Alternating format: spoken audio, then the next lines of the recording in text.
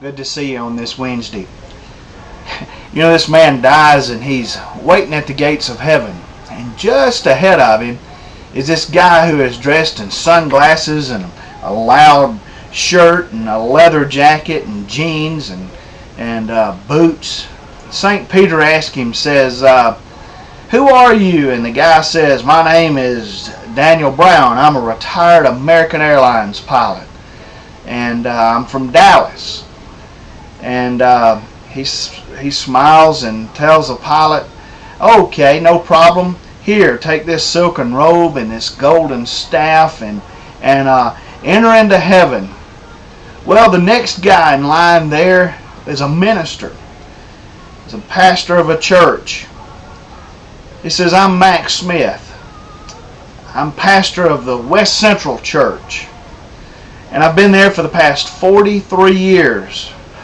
Peter goes to the closet and he pulls out a cotton robe and an old bent stick and hands to him and says, "Here, enter the kingdom of heaven." And the pastor says, Whoa, wait a minute. That guy ahead of me was just an airline pilot.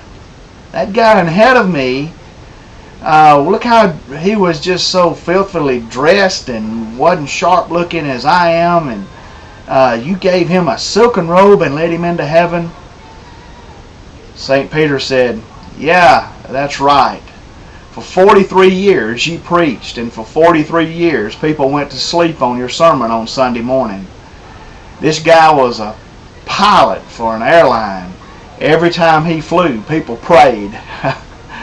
Sounds kind of like the way things are in real life, isn't it?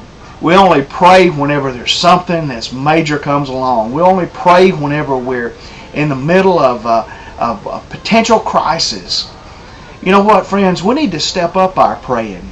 We need to step up our praying constantly.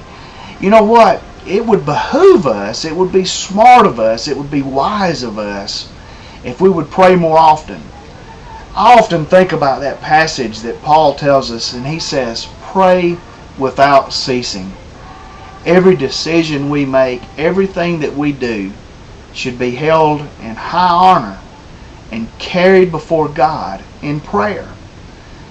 Will you right now just bow your head and pray?